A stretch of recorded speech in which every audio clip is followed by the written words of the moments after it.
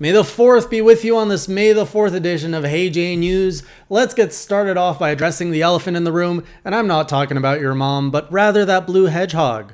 As we've all seen, Paramount Pictures has finally unveiled its Sonic the Hedgehog trailer, and it pretty much confirmed everyone's fears. The Jumanji kid should not have been the base model for Sonic. Within a day of the trailer dropping, fans were quick to show the studio how to fix their mistake by quickly adjusting Sonic's proportions to make the realistic look more, palatable. It really makes you wonder if anyone at the studio even looked at a picture of Sonic before, or if the direction was simply like, hey, just design a humanoid blue hedgehog. Yeah, go for it. In a historical first, however, for gaming movies, the director took to Twitter to confirm the noise on the internet has been heard loud and clear and that they would be redesigning Sonic before the movie drops. Now, with only 7 months to the release date, I really wonder which team of poor, overworked, underpaid animator will become the sacrifices for the fix-it-fast movements. To those of you taking that sacrifice, you have my condolences. Now, Paramount isn't the only studio reworking their work after fan complaints. Koji Igarashi, the producer behind Bloodstained Ritual of the Night, literally chucked his wine glass to the floor, calling his work poop and proving fans the team could up the visuals of their game. Alongside a new coat of paint, the game now has a release date confirmed for June 18th on all platforms, and if you're a Switch pleb, you'll have to wait until June 25th. I don't know why. Now for a round of good news, bad news, in which I reveal an exciting piece of news followed by a disappointing aspect to it. You guys ready? All right, for its 25th anniversary, a new Earthworm Jim game is being made, and 10 of the original programmers, level designers, and audio staff are returning to work on the game. Great news! Now here's the bad news. It's an exclusive on the Intellivision Amico, probably the least exciting or necessary console to be announced in the history of video games. You know, I'm usually cool when old pieces of shit try to come back from the dead because, hey, they don't harm anyone. They just sit in the corner collecting dust in stores. But this one is actively attacking my gaming experience.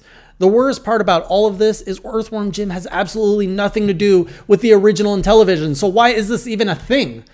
You know what's even worse? This crusty piece of dog shit is going to cost about $150 and has the absolute worst controller design in modern gaming. I'd rather play with a Joy-Con in my mouth than fumble this awkward wannabe phone in my hand. Anyways, while we're on the topic of crusty piece of dog shit, the teased Kingdom Hearts 3 DLC has finally been revealed. Sort of. We can now confirm the person coming up with Kingdom Hearts titles still has a job, as the DLC's name fits perfectly with the rest of the series with the name Kingdom Hearts 3 Remind, but only the E is tiny because art. The free DLC will include a new Keyblade and a new form, while the paid DLC will add a new scenario, whatever that means, a limit episode and boss, whatever limit episodes are, and a secret episode and boss, whatever secret episode means, and an English VA option for the Japanese version of the game. No release date or price has been announced. Actually, you know what? I take it back. We still don't know anything about this DLC, just like we don't know anything about the Kingdom Hearts games after we play them. More news is out regarding Bayonetta 3, and by news, I say that really lightly. It looks like we can expect quite a few new features from the series. In a cryptic response in an interview, the Platinum head producer mentioned their approach to development was done drastically different this time around, suggesting the game could be non-chronologically ordered. Some speculations are suggesting we could be seeing an open world style Bayonetta, or it could just mean doing missions in whichever order you prefer. It just goes to show you that you can pretty much say anything in this industry, and it just counts as news. Platinum Games also shared some frustrations at the lack of control over their IPs and would be looking to self-publish some of its games. This would give Platinum more control over the future of some of their IPs and put the decision in their hands on whether to develop a sequel or not.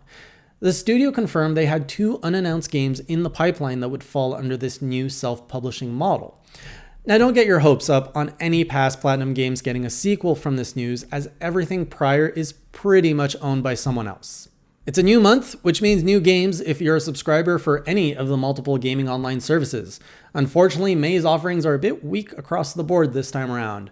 No games have been confirmed for the Switch Online users, but the site does state that Donkey Kong Jr., VS Excitebike, and Clu Clu Land are coming soon. Over on the PlayStation Plus side, you can pick up Overcooked and What Remains of Edith Finch for the PS4. Xbox Games with Gold is offering Marooners and the Golf Club 2019.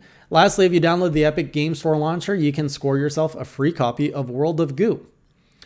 Speaking of the Epic Games Store, Epic has bought out Psyonix, making Rocket League a soon-to-be Epic Games property. The studio has confirmed that there are no plans to stop selling the game on other platforms and that long-term plans will be announced later on. While I normally wince at the thought of an exclusivity buying company picking up a developer like Psyonix, I suspect the consumer could benefit here if they have Rocket League go free to play for Epic Games Store users. We've covered the bad news of layoffs before on this show, and it's easy to forget to cover the news when the opposite happens. Well, I'm happy to report that Square Enix is expanding its Montreal division, including Eidos Montreal, which will create 100 new jobs. The Eidos Montreal studio, responsible for games like the rebooted Tomb Raider series and Deus Ex, are expanding its space to make room for a motion capture studio, a sound mixing and voice recording studio, and a user research lab. We know the studio is also working on an upcoming Avengers game, but have little confirmed details there. However, I have heard a rumor that it may be called The Annals of Thanos, through which Ant-Man plays a major role. But we'll have to wait and see, probably around E3, what the scoop there is. Fans of Sekiro Shadows Die Twice, rejoice! A manga adaptation is coming out later this month. An English translation has not been confirmed yet, but we do know that it has been licensed by US publisher Yen Press, so there's a good chance we'll see this in the West. Now, I tried coming up with a joke about difficulty in reading, but the best I have is that I hope it comes with a hard cover, if you know what I mean. On the Nintendo front, we have some good news for Mario Odyssey and Breath of the Wild players, as both games will now load a bit faster. A Switch update allows these games to now overclock the CPU to bring load times down. GameXplain has already done a side-by-side comparison video showing Zelda load times decreasing by as much as 10 seconds. That's pretty noticeable, so good job there, Nintendo. Finally, the long battle as to what Mario says when tossing Bowser in Mario 64 has come to an end. Charles Martinet, the voice behind Mario, has confirmed on Twitter that the phrase is actually, "So long, King of Bowser." So I'm sorry to say that all this time Mario wasn't just some anti-LGBTQ hater calling Bowser gay. That's all for this week. See you all next week, and until then, keep it classy.